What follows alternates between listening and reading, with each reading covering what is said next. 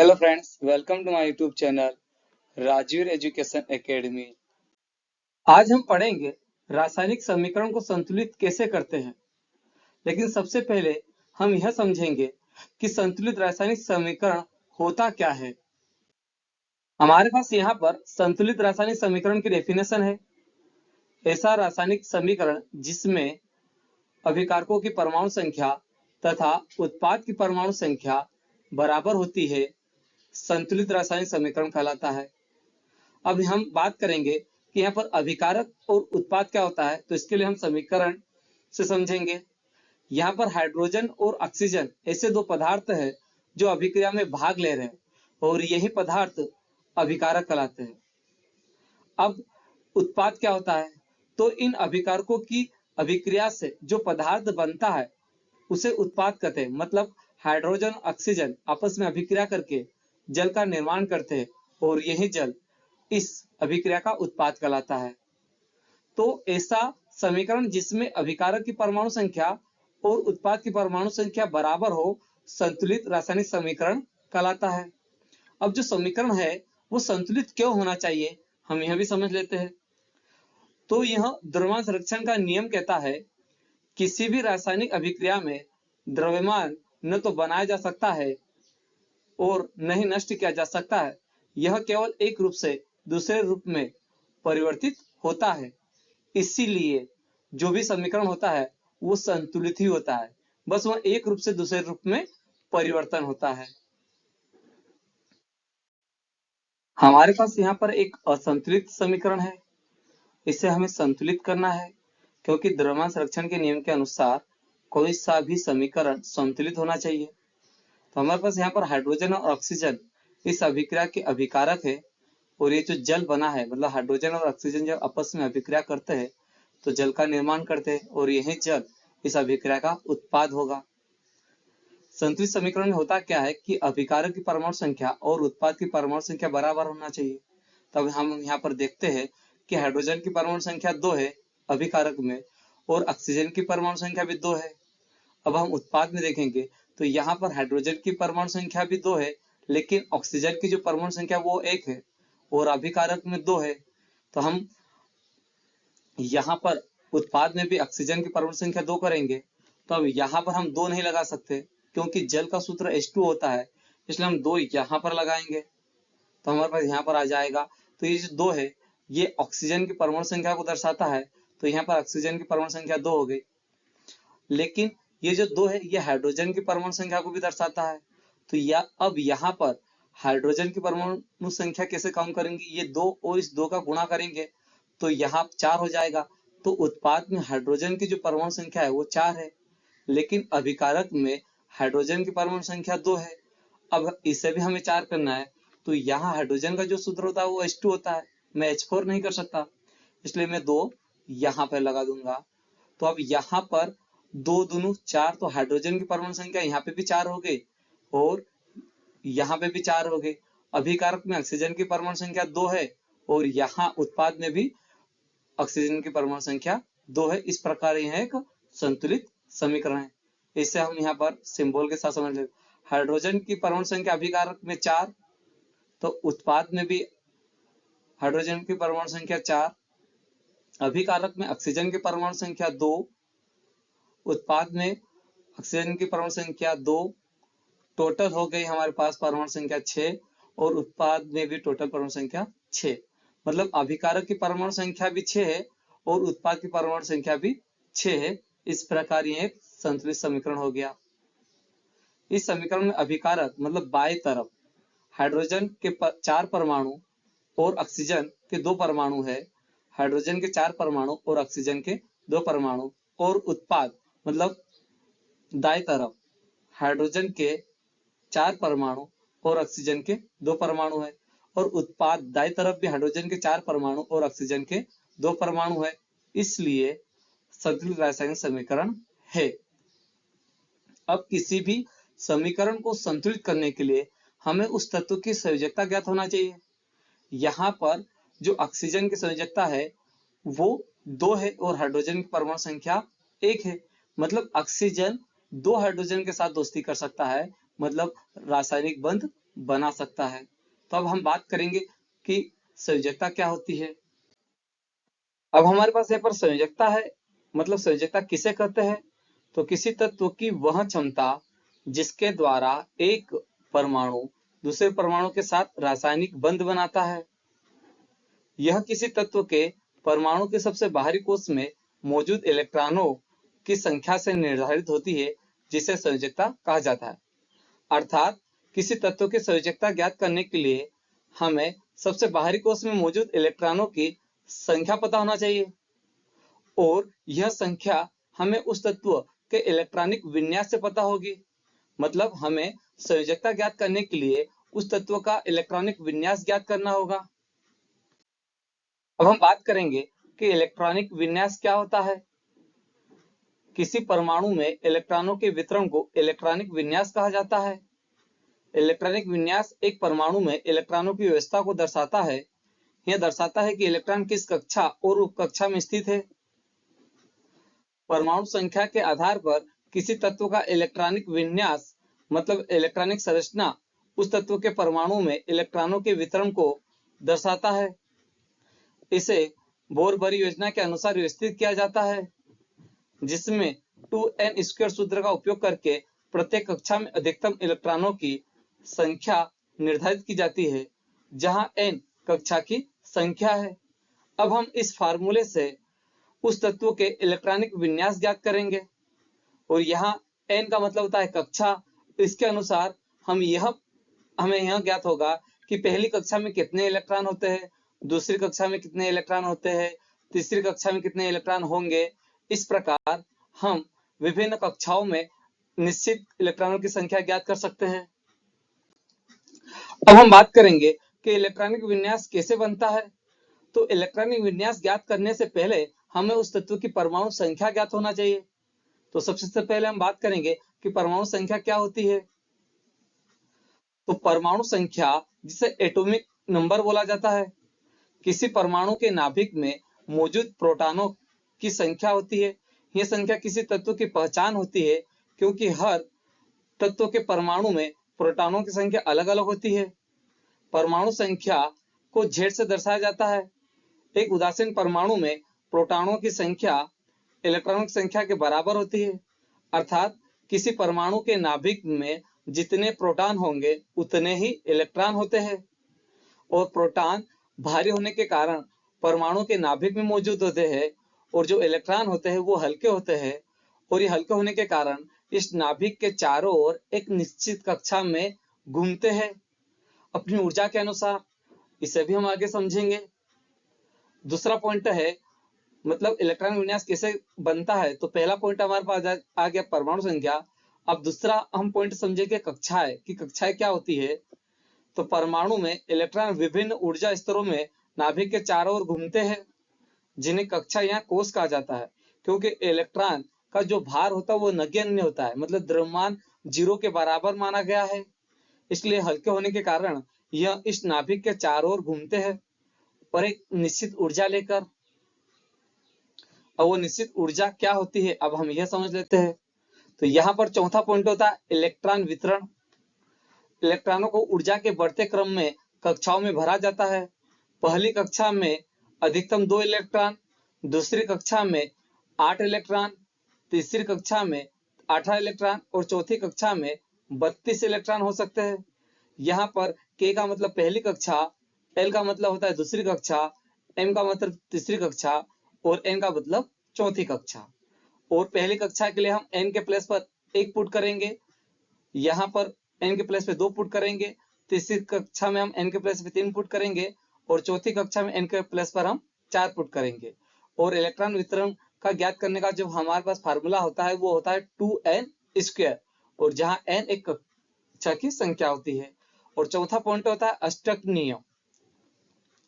अंतिम कक्षा में 8 से अधिक इलेक्ट्रॉन नहीं हो सकते, और यह अष्टक नियम का पालन करता है। यदि अंतिम कक्षा में 8 से अधिक इलेक्ट्रॉन होते हैं तो वे अगली कक्षा में चले जाते हैं।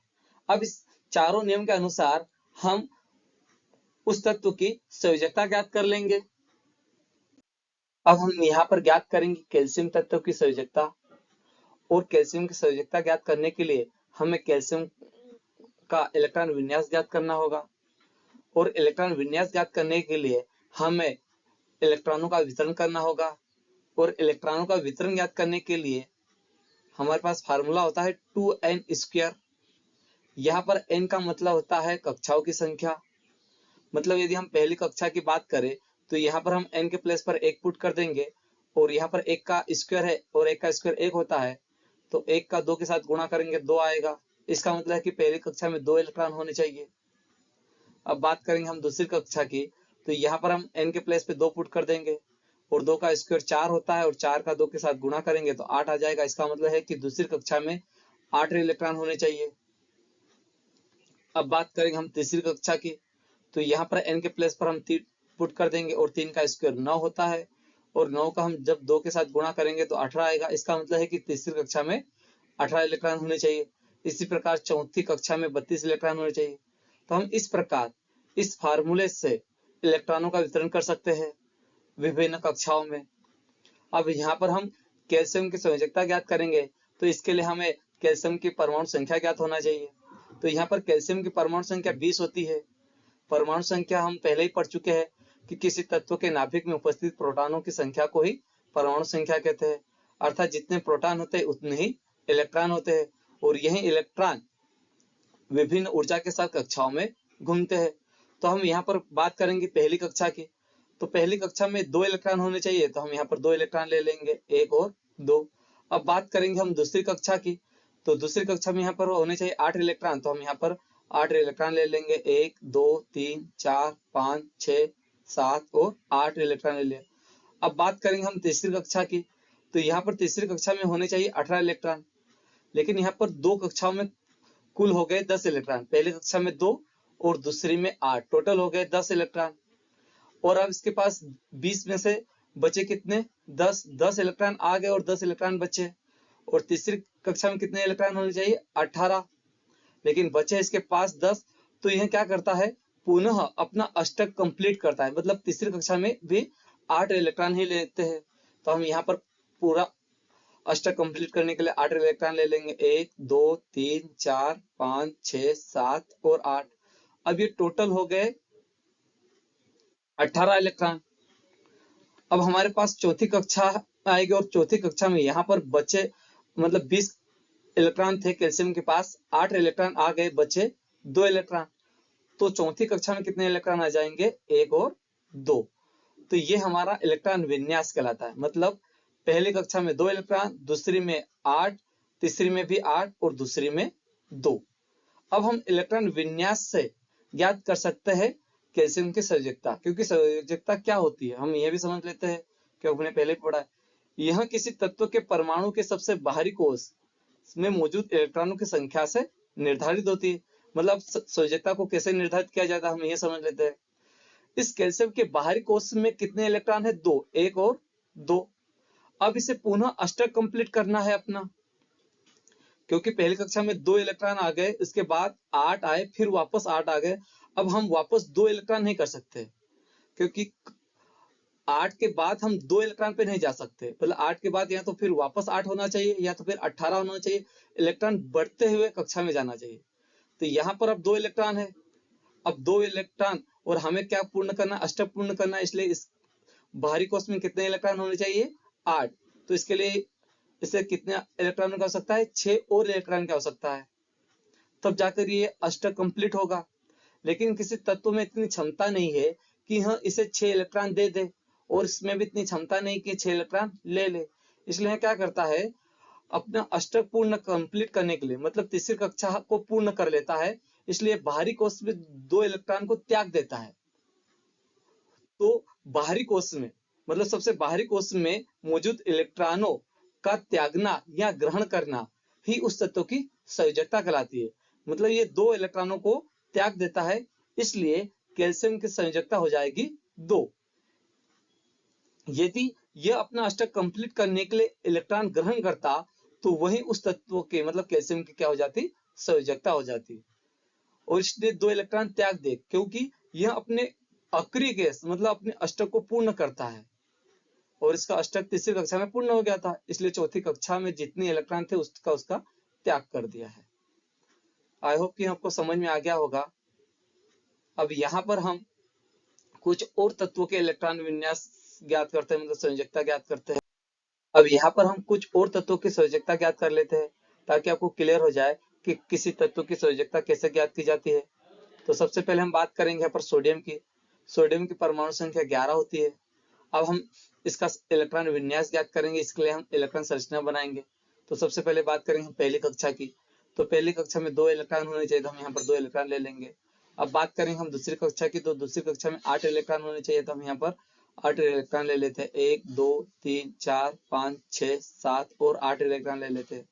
अब इसके पास कुल हो गए इलेक्ट्रॉन 10 और इसके पास बचा है केवल 1 इलेक्ट्रॉन। तो हम तीसरी कक्षा में अब हम यहाँ पर 1 इलेक्ट्रॉन ले लेंगे।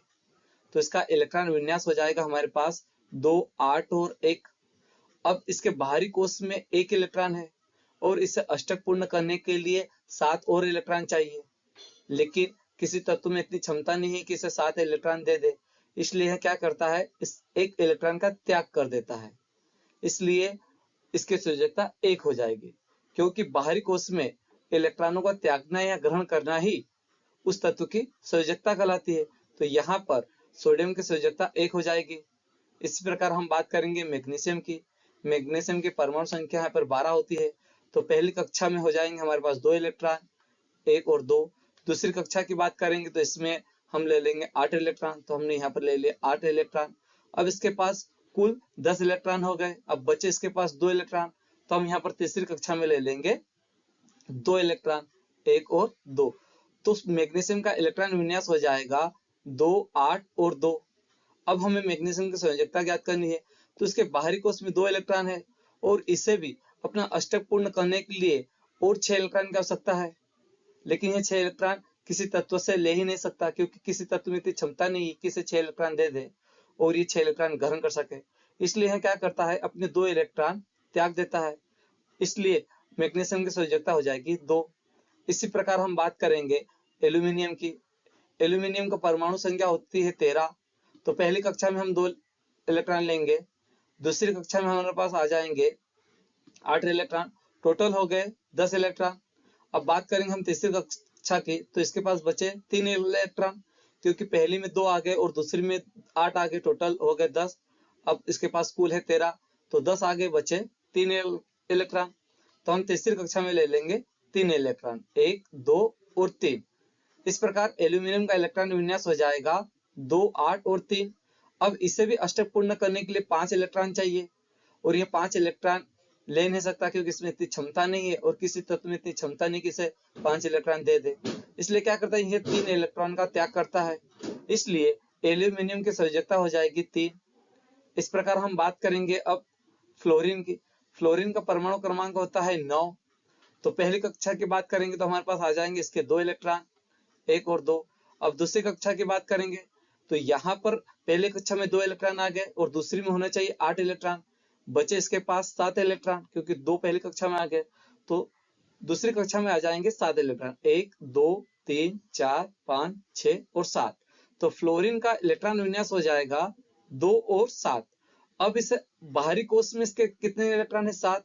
अब इसे अष्टक पूर्ण करने के लिए कितने इलेक्ट्रॉन चाहिए, 1 और इलेक्ट्रॉन चाहिए कि अष्टक पूर्ण हो जाएगा। अब ये क्या करेगा, 1 इलेक्ट्रॉन ग्रहण करेगा, इसलिए फ्लोरीन की संयोजकता हो जाएगी 1। तो यहाँ पर संयोजकता आ जाएगी 1। अब हम बात करेंगे ऑक्सीजन की। ऑक्सीजन का परमाणु संख्या होती है 8। अब पहली कक्षा में हम ले लेंगे 2 इलेक्ट्रॉन, तो 1 और 2। और दूसरी कक्षा में अब इसके पास यहाँ पर कितने बचे, 6 इलेक्ट्रॉन, क्योंकि पहली कक्षा में 2 आ गए और टोटल 8 है, तो 2 आ गए तो बचे 6। तो दूसरी कक्षा में कितने इलेक्ट्रॉन आ जाएंगे, 6, 1 2 3 4 5 और 6। तो ऑक्सीजन का इलेक्ट्रॉन विन्यास हो जाएगा 2 और 6। अब इसके बाहरी कोश में 6 इलेक्ट्रॉन है, इसे अष्टक पूर्ण करने के लिए 2 और इलेक्ट्रॉन की आवश्यकता है, तो यह 2 इलेक्ट्रॉनों का ग्रहण कर लेगा। तो ऑक्सीजन की संयोजकता हो जाएगी 2, क्योंकि बाहरी कोश में इलेक्ट्रॉनों का ग्रहण करना या त्यागना ही उस तत्व की संयोजकता कहलाती है। अब हम एक और तत्व की बात कर लेते हैं, नाइट्रोजन। नाइट्रोजन का परमाणु क्रमांक होता है या परमाणु संख्या, दोनों एक ही है। परमाणु संख्या 7 है। तो पहली कक्षा में आ जाएंगे इसके 2 इलेक्ट्रॉन, तो हमने 2 इलेक्ट्रॉन ले लिए। अब दूसरी कक्षा में बात करते हैं, तो ये पहली कक्षा में 2 इलेक्ट्रॉन आ गए और कुल परमाणु संख्या इसके 7 है, तो इसके पास बचे 5। तो बाहरी कोश मतलब दूसरी कक्षा में 5 इलेक्ट्रॉन आ जाएंगे, 1 2 3 4 और 5। तो इसका इलेक्ट्रॉन विन्यास हो जाएगा 2 और 5। अब इसे भी अष्टक पूर्ण करने के लिए 3 इलेक्ट्रॉनों की आवश्यकता है, इसलिए यह 3 इलेक्ट्रॉन ले लेगा। इसलिए नाइट्रोजन की संयोजकता हो जाएगी 3। अर्थात बाहरी कोश में इलेक्ट्रॉनों का त्यागना या ग्रहण करना उस तत्व की संयोजकता कहलाती है। आई होप कि आपको समझ में आ गया होगा। और हम इसी संयोजकता के आधार पर समीकरण को संतुलित करेंगे। किसी तत्व के बाहरी कोश में 1, 2 या 3 इलेक्ट्रॉन होते हैं, तो वह इलेक्ट्रॉनों का त्याग करता है, जिसे उस तत्व की संयोजकता कहते हैं।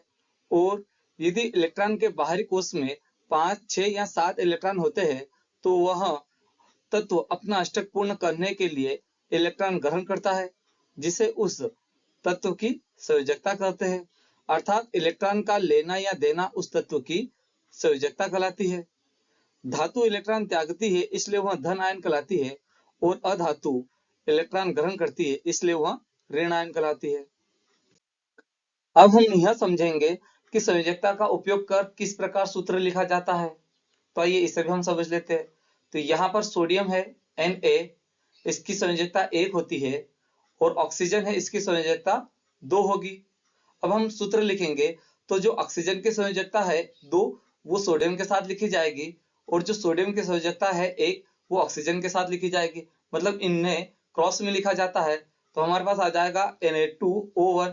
यहाँ पर 2 है, वो ऑक्सीजन की संयोजकता दर्शाएगा, और 1 सोडियम की संयोजकता। तो यहाँ पर 1 का कोई अर्थ नहीं होता, इसलिए इसका सूत्र होता है Na2O, सोडियम ऑक्साइड।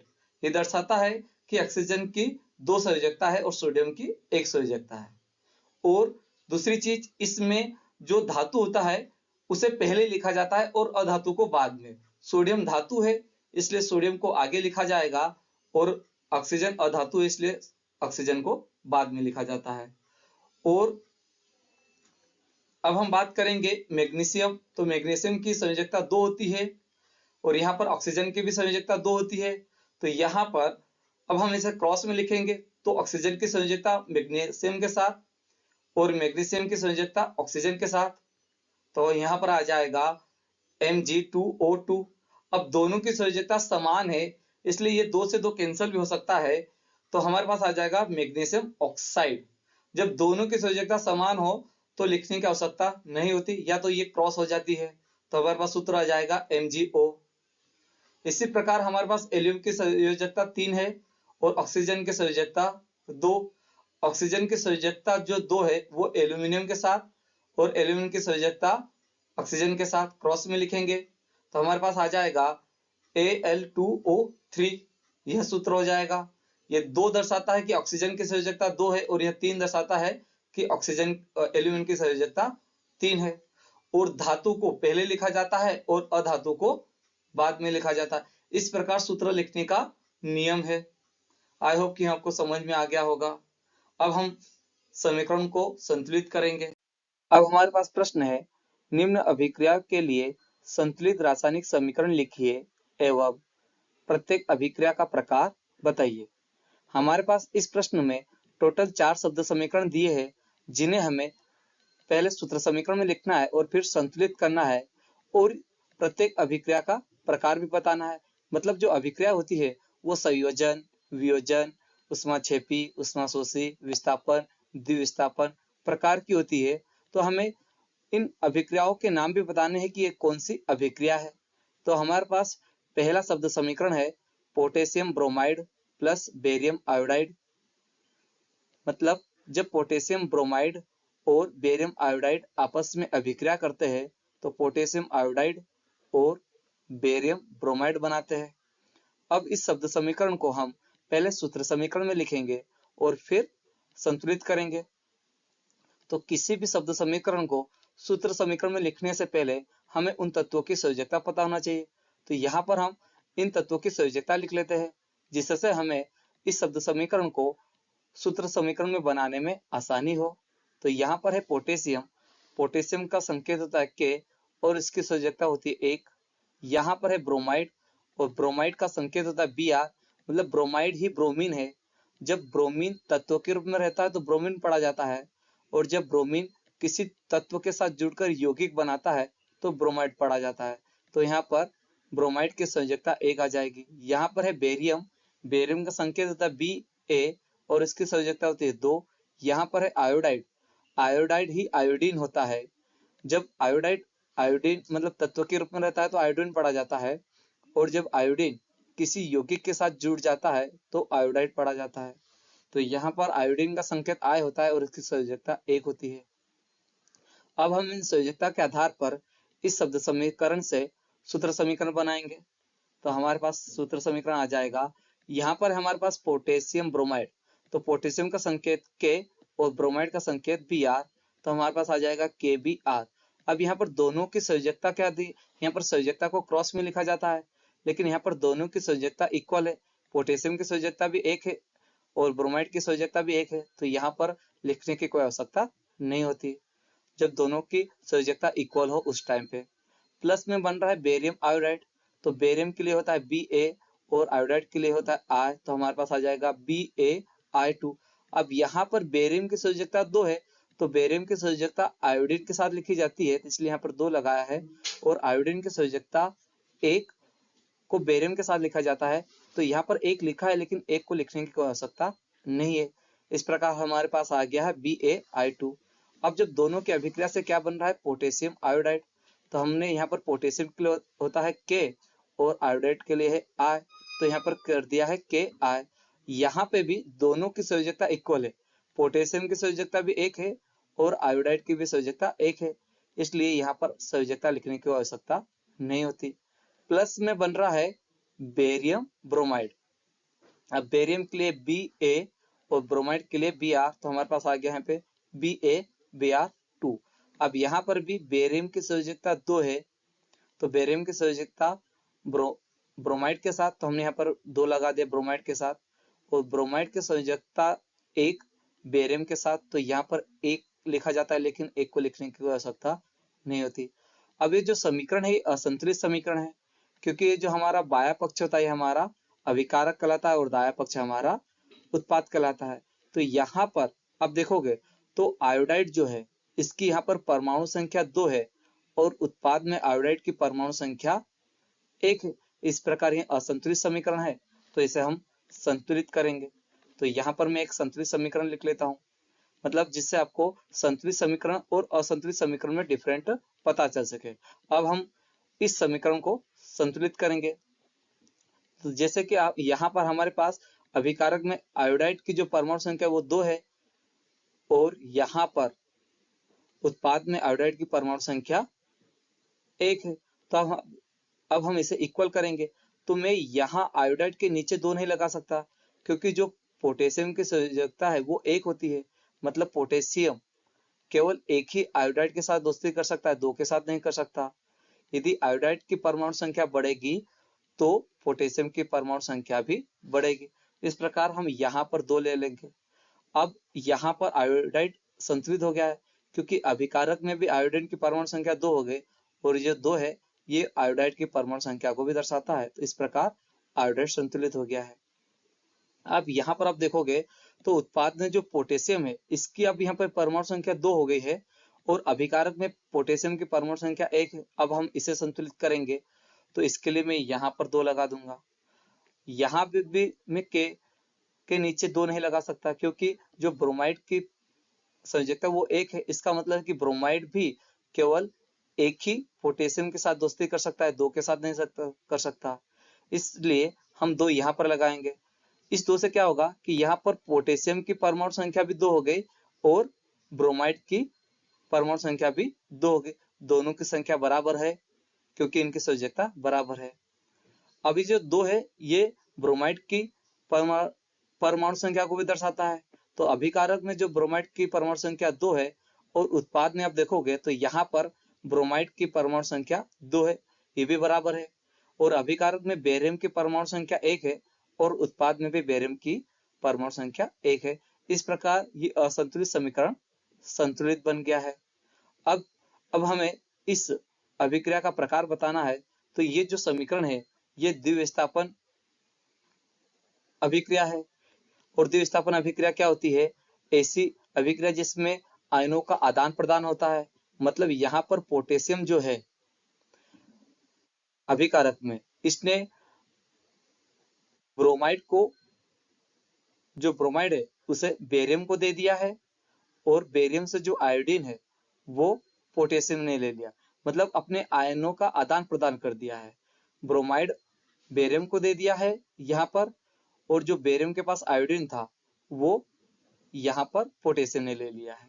इस प्रकार यह द्विविस्थापन अभिक्रिया है। आई होप कि यह आपको समझ में आ गया होगा। अब हम बात करेंगे नेक्स्ट समीकरण की। तो हमारे पास यहाँ पर समीकरण है जिंक कार्बोनेट। मतलब जब जिंक कार्बोनेट को गर्म करते हैं तो ये जिंक ऑक्साइड और कार्बन डाइऑक्साइड में बदल जाता है।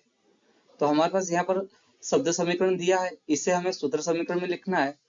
और यदि वो असंतुलित है तो संतुलित करेंगे, और यदि संतुलित है तो ठीक है। तो सबसे पहले हम इन तत्वों की संयोजकता लिख लेते हैं। तो यहाँ पर जिंक, तो जिंक का संकेत Zn होता है और इसकी संयोजकता 2 होगी। कार्बोनेट होता है CO3, इसकी भी संयोजकता 2 होती है। और ऑक्साइड, ऑक्साइड का मतलब ऑक्सीजन। जब ऑक्सीजन तत्व के रूप में रहता है तो ऑक्सीजन पढ़ा जाता है, और जब ऑक्सीजन किसी तत्व के साथ यौगिक के रूप में जुड़ा रहता है तो ऑक्साइड पढ़ा जाता है। इसलिए O हो जाएगा 2 और इसकी भी संयोजकता 2 है। अब हम संयोजकता के आधार पर सूत्र लिखेंगे। तो यहाँ पर आ जाएगा जिंक कार्बोनेट, तो हमने लिख दिया जिंक कार्बोनेट। दोनों की संयोजकता इक्वल है, इसलिए यहाँ 2 और यहाँ पे भी 2 था, दोनों कैंसिल हो गए, इसलिए आ गया जिंक कार्बोनेट।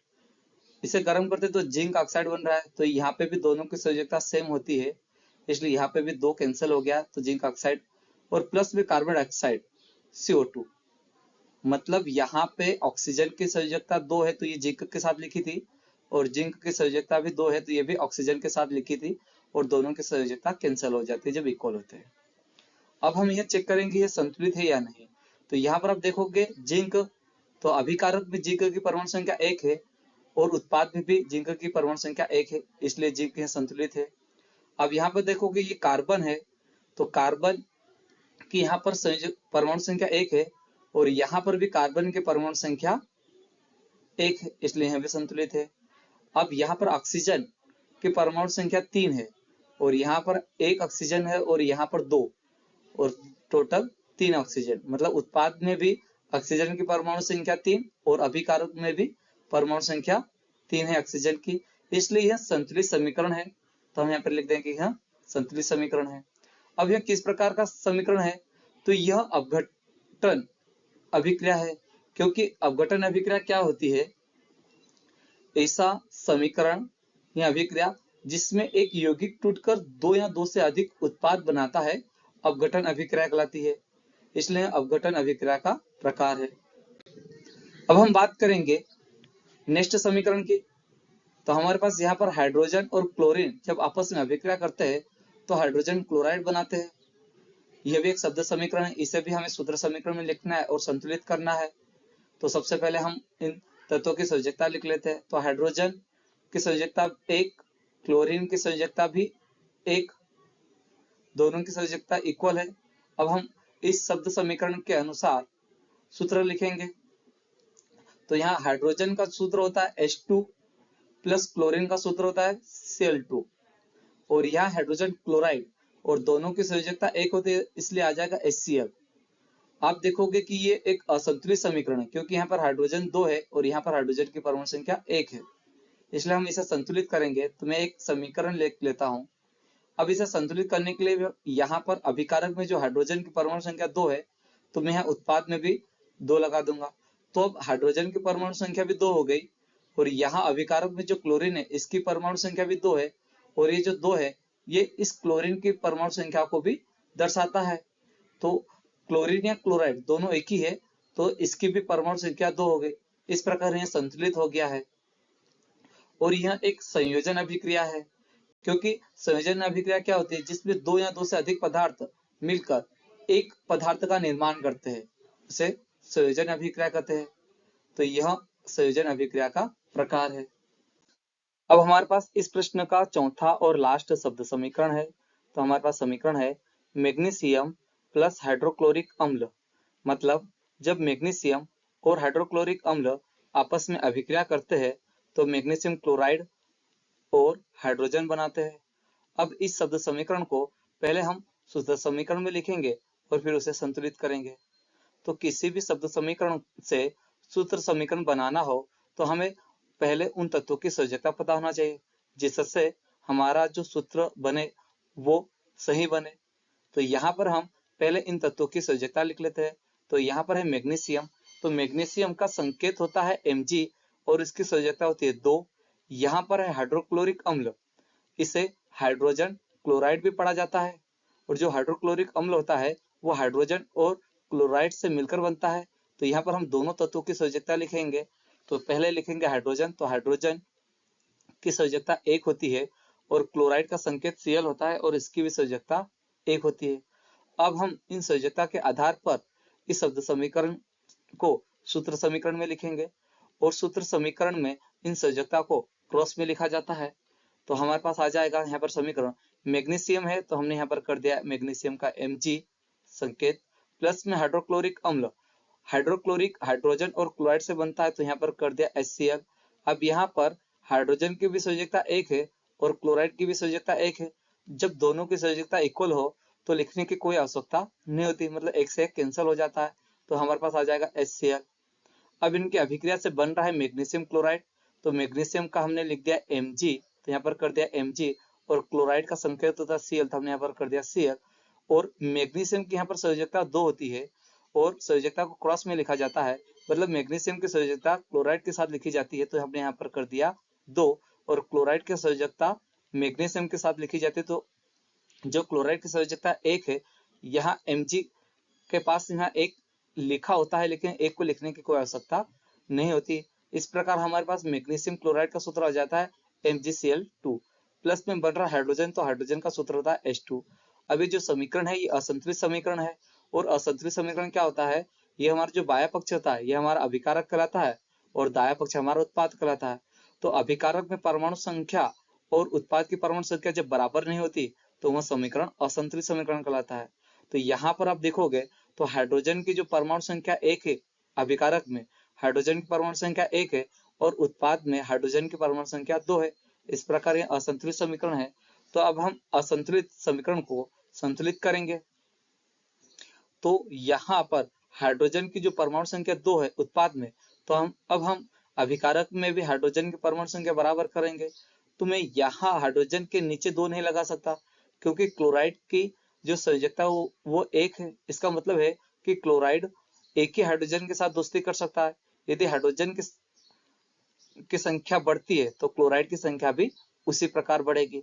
तो हमें यहाँ पर 2 लेना होगा, तो आप यहाँ पर 2 ले लेंगे। तो ये इस 2 से हाइड्रोजन संतुलित हो गया क्योंकि यहाँ पर भी अभिकारक की परमाणु संख्या 2 हो गई और उत्पाद में भी हाइड्रोजन की परमाणु संख्या 2 हो गई। अब ये जो 2 है ये क्लोराइड की परमाणु संख्या को भी दर्शाता है। इस प्रकार यहाँ पर क्लोराइड की परमाणु संख्या 2 है अभिकारक में और उत्पाद में ये जो 2 है ये भी इस क्लोराइड की केवल परमाणु संख्या को दर्शाता है। तो इस प्रकार उत्पाद में भी क्लोराइड की परमाणु संख्या बराबर हो गई। इस प्रकार असंतुलित समीकरण हमारा संतुलित बन गया है। अब हमें इस अभिक्रिया का नाम भी बताना है। तो ये जो अभिक्रिया है ये हमारी विस्थापन अभिक्रिया कहलाती है। विस्थापन अभिक्रिया क्या होती है, ऐसी अभिक्रिया जिसमें एक अधिक क्रियाशील तत्व कम क्रियाशील तत्व को उसके यौगिक विलयन से विस्थापित कर देता है। मतलब जो Mg है ये अधिक क्रियाशील तत्व है और इसमें जो हाइड्रोजन है ये कम क्रियाशील तत्व है। तो मैग्नीशियम क्या करता है, इस हाइड्रोक्लोरिक अम्ल से हाइड्रोजन को हटा देता है और अपना स्थान ले लेता है। तो यहाँ पर हाइड्रोजन था लेकिन मैग्नीशियम अधिक क्रियाशील तत्व है इसलिए उसने अपना स्थान ले लिया और हाइड्रोजन को यहाँ से हटा दिया है। इस प्रकार यह विस्थापन अभिक्रिया का समीकरण है। आई होप कि आपको समझ में आ गया होगा। अब हम सीख गए कि रासायनिक समीकरणों को संतुलित कैसे करते हैं। आई होप कि यह वीडियो आपको पसंद आया होगा। यदि यह मेरा वीडियो आपको पसंद आया हो तो प्लीज मेरे वीडियो को लाइक करें, सब्सक्राइब करें और शेयर करें। धन्यवाद।